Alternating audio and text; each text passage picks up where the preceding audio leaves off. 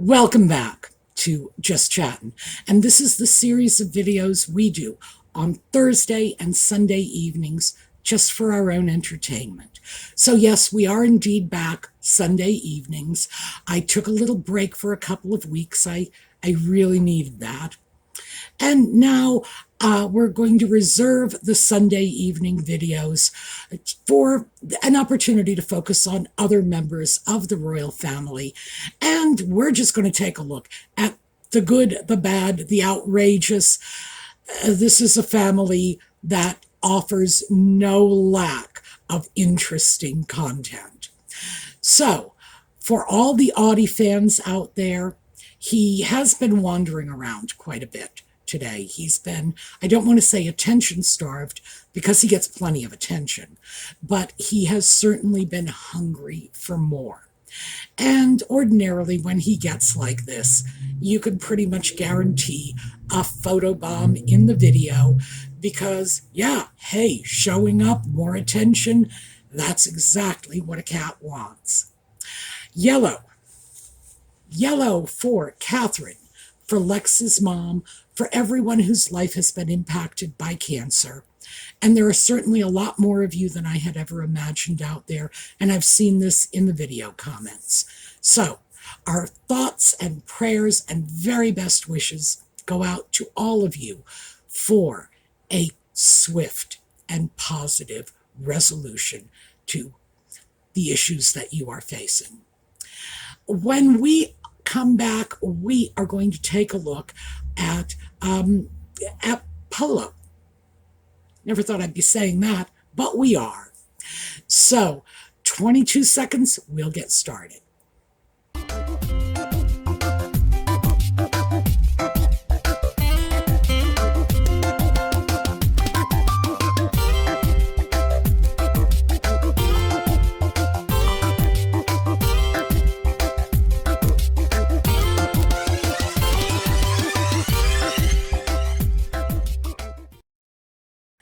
Before we get into Polo, I did want to mention just very quickly Nutmeg's interesting appearance at an awards ceremony for Tyler Perry, one of the few friends that she has managed to keep for the last 5 years. And Tyler Perry, if you will recall, had never met her, had contacted her out of the blue to say, if I can be of service, fair lady, and she did not hesitate to say, oh yes, rescue me. And Perry put his home, his security staff, his resources at her disposal when they first fled the UK.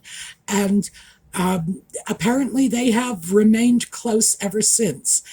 Has not done Nutmeg much good because Tyler Perry is an important player in Hollywood, but that doesn't seem to have rubbed off in Nutmeg's direction very much. But she certainly does seem to cling to him like white on rice.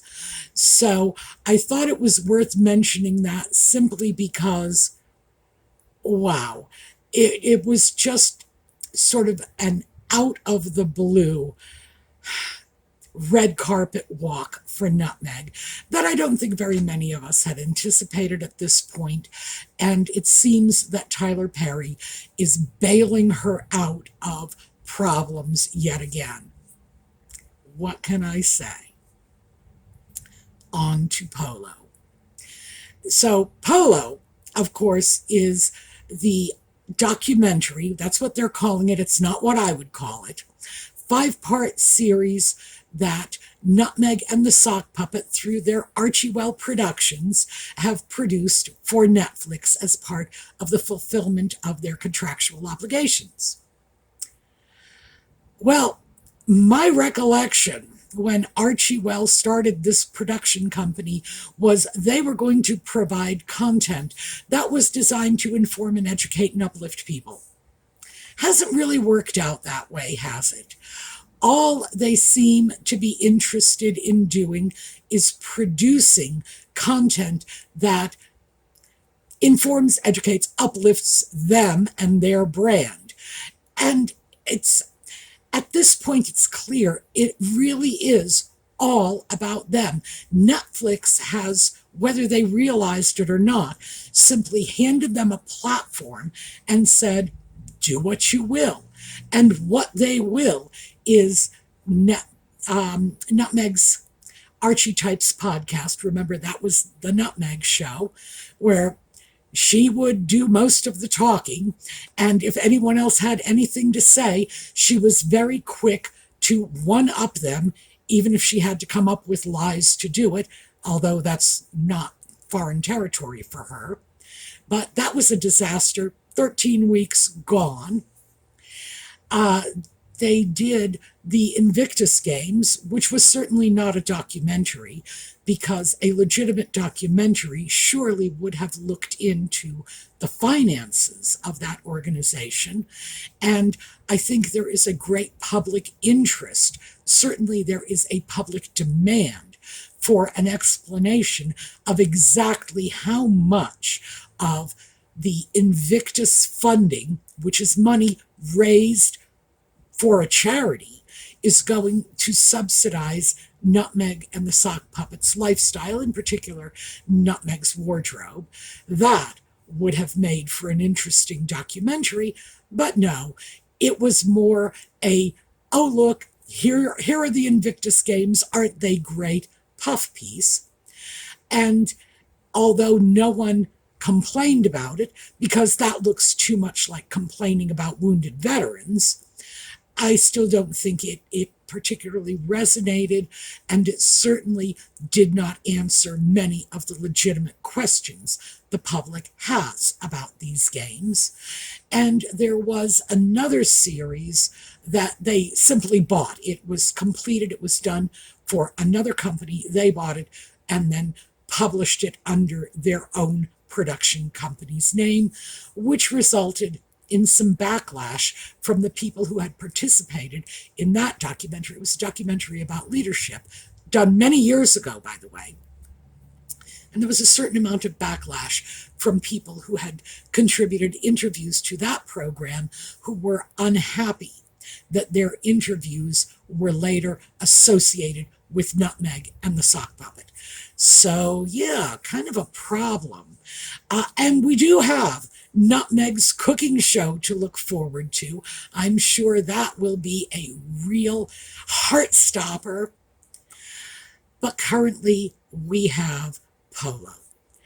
And when I first heard about this, it just seemed so absurd to me. All I could do was picture like Monty Python's Upper Class Twit of the Year award combined with Monty Python's Holy Grail, with someone clapping coconuts together pretending to be a horse. It just seemed surreal to me, given the fact that very few people are actually interested in the sport of polo to begin with, and the sport of polo is so antithetical to what Nutmeg and the Sock Puppet are claiming they champion. Kindness. Yeah, right. This is a sport that is known to be very hard on defenseless animals. And inclusion. Yeah, and this is a sport that is known to be the exclusive province of the upper classes. And environmental awareness. Oh, let's not forget that our upper class polo players are loading their wildly expensive polo ponies onto jets and shuttling them around from one game to the next with a carbon footprint that could be measured in light years. There's no theme. It's like if they had a mission statement, they departed from that a long time ago. What we have seen thus far is that Nutmeg and the Sock Puppet are determined to put forth their own agenda, and Netflix has simply given them a forum to do that. It's like, you want to tell your story? Go right ahead. Well, good for you, Netflix. The only thing they have done that has garnered any attention at all, and it has not been positive, has been the Harry and Meghan documentary, which again, I use the term loosely because there were no dissenting views present. It was a puff piece, a public relations program. And the only reason that one did well at all was because they were yet again dishing dirt on the royal family. So here we are with this absurd documentary, which shows one side of the game of polo. You're not going to see anyone from animal welfare organizations showing up on this documentary questioning how well those horses are treated. No, no, no, no, no. One-sided, strictly one-sided.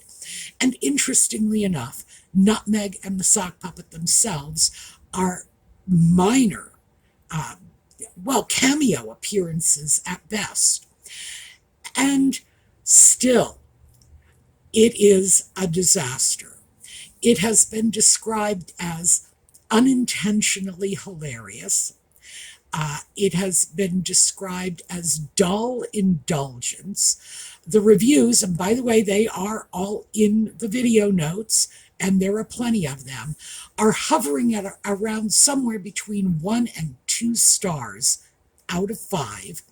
Decider, which is a publication that primarily gives reviews on films, videos, movies, that sort of thing, television shows, had asked the question, stream this or skip this? And their final conclusion was, skip this. No one seems to be enjoying this at all. And small wonder. The polo players do not seem to be particularly charming or ingratiating. They simply seem to be arrogant, spoiled, entitled prats running around just promoting themselves, talking about their sport as if they were curing cancer. So, yeah, unintentionally hilarious. It really is like the theater of the absurd. I did find one review that pretty much encapsulates the general themes of all of the reviews, but I thought you would find this one particularly interesting because it's scathing and it's funny. And like I say, all the high points have been hit.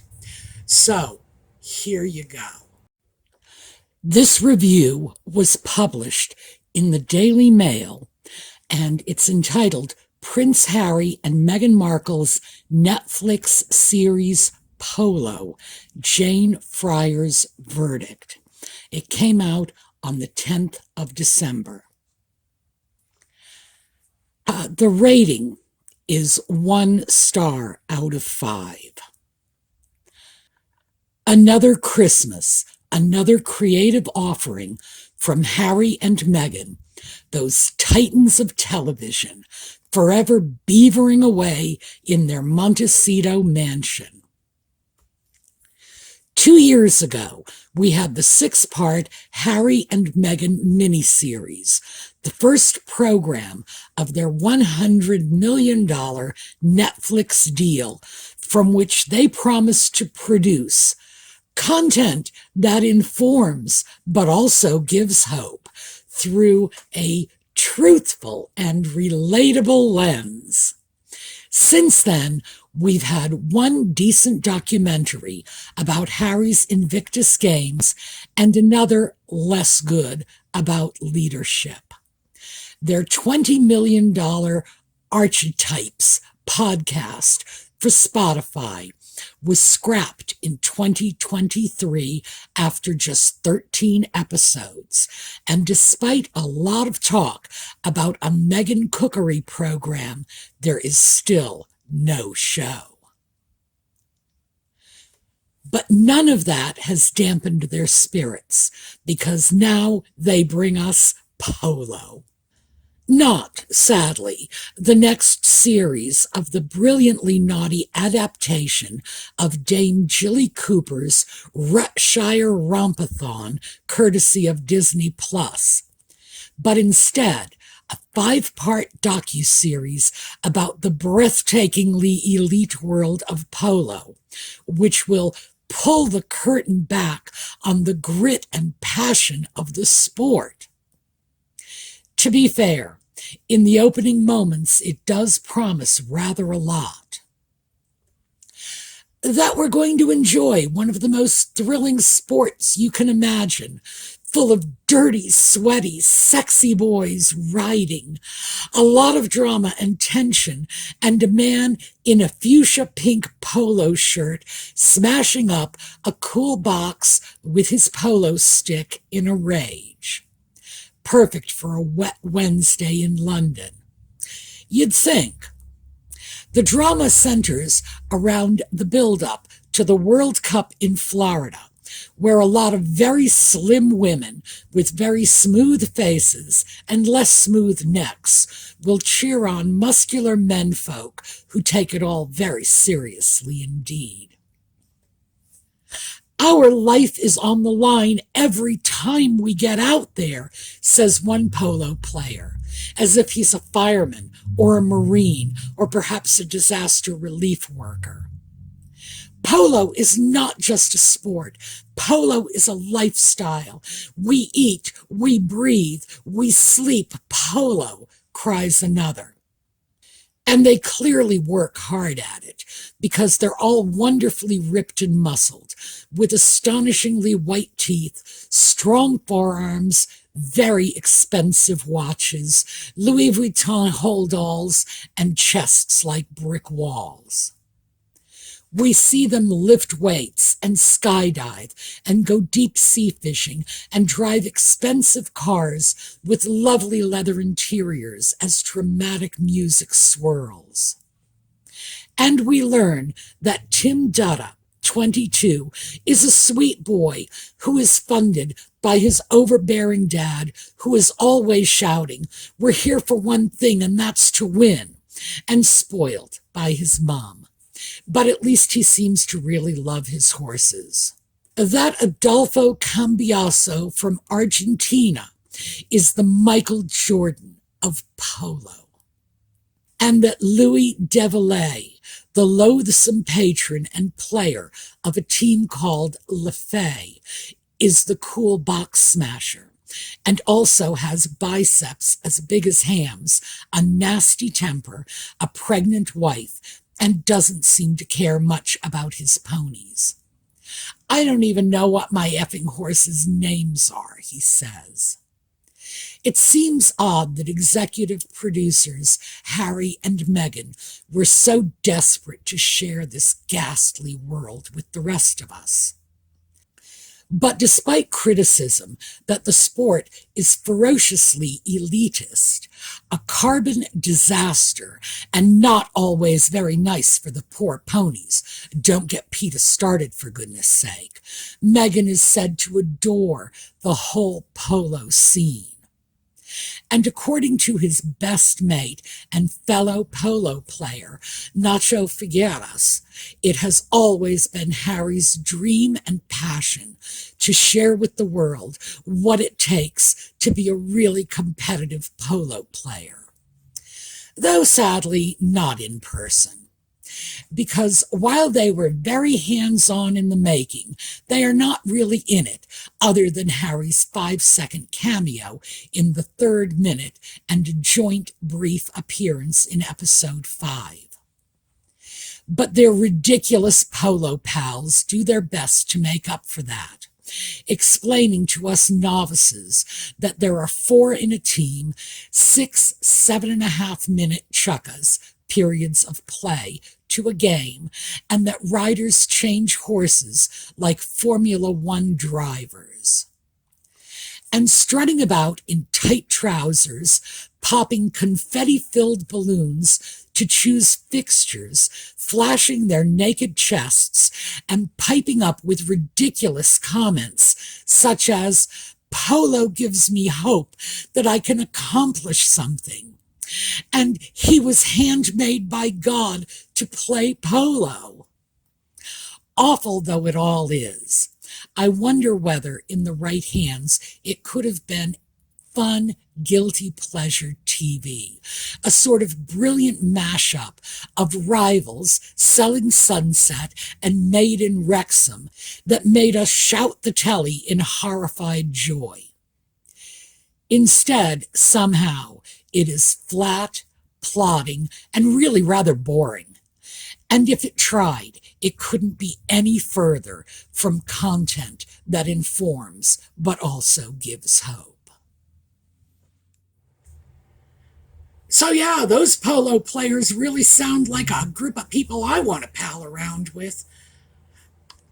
It's hard for me to understand that Nutmeg and the sock puppet are so out of touch they thought this was a good idea. Clearly, they are, and they did. This is appalling. It is, in fact, beyond appalling. This is people with unimaginable wealth throwing it out there, just saying, look at us, look how important we are. And who knows, maybe they really were hoping to trade on that sort of curiosity people have about the lifestyles of the rich and famous. Well, usually we're only really interested in that if the rich and famous in question are at least likable. And these people really don't seem to be very likable at all.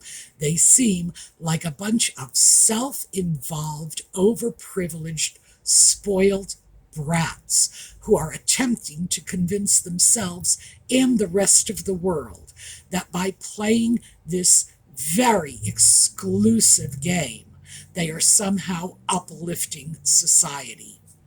I just don't see that. What I do see, however, is why Nutmeg is so fond of Polo. Because, yeah, she sure is. It's because when Harry plays polo, she shows up right in the middle, regardless of who is getting the award, snatches the trophy, or forces the players to hold it over her head, because she's got to be front and center, in some of the most cringeworthy photographs out there, because it's a photo op for her. It's like, look at me, and she does truly seem thrilled to be in the middle of all of that. There's a trophy, there's a bunch of guys, and, well, as if that isn't enough. And she is the only woman there. And again, as if that isn't enough, she's going to go plant a big wet one on somebody else's husband. I don't even know what to say about this. Nutmeg and the sock puppet, over the last few years, have gotten ridiculous. I can't even laugh at them anymore, because at this point, they're insulting the rest of us. But let me just share with you, and this is a quote from British royal commentator Liz Jones of the Daily Mail. So speaking of Harry, Liz Jones says, "What next? His own slot on the shopping channel? How can Harry and Meghan possibly travel the globe preaching about poverty and diversity and inclusion when not one black player can be spied? The funds required to run a polo team doubtless outstrip that of Formula One. How can they lecture us about global warming when one player admits he flies to Argentina twice a week?" Well, yeah, I think basically Liz Jones has summed up the general opinion at this point.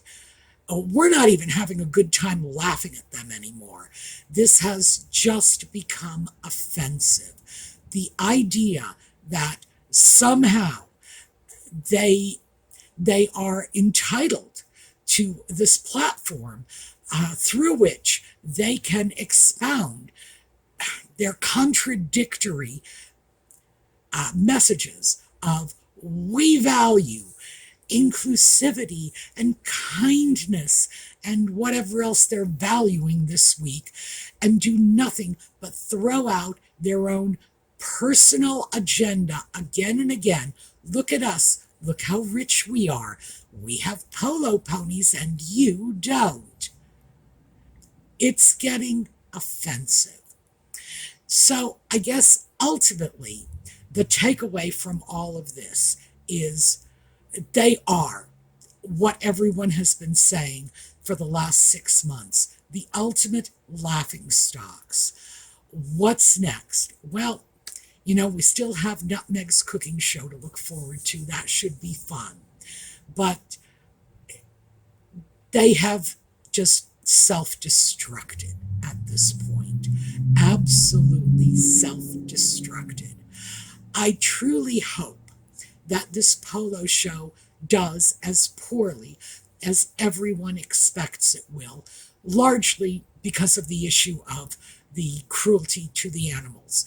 I do not feel that any show that is highlighting a game based on the exploitation of animals should be aired in the first place and should get viewership if it is aired. So it would suit me very well if this did as poorly as expected. By the way, I expect it will. I think people might tune in just to see if the hype is really, accurate, if it is as absurd and ridiculous as everyone is saying. Yeah, some people might tune in for that. The Sussex squad, of course, is going to tune in for all of it. Let them have it. I don't care. I will not be watching any more than I have to in order to simply give you all an accurate assessment. I have not watched the whole thing yet. At this point, we just have the reviews. But I don't know what to say. I find it very heartening that people out there are finally starting to respond, not just to this show, but because this show is highlighting the animal abuse. That makes me feel good about it, that people are finally starting to become aware of it. Who knows?